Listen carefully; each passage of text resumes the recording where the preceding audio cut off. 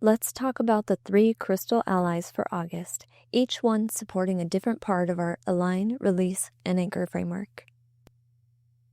To help us align, we have Malachite.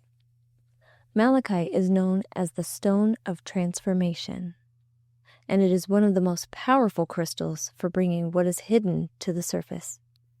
It supports deep emotional awareness, the recognition of patterns, and the kind of honest clarity that month 9 asks of us.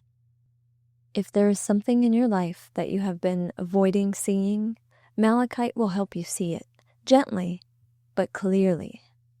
Hold it during reflection or journaling. Use it when you're ready to face something honestly, or keep it nearby as you work through a period of personal growth.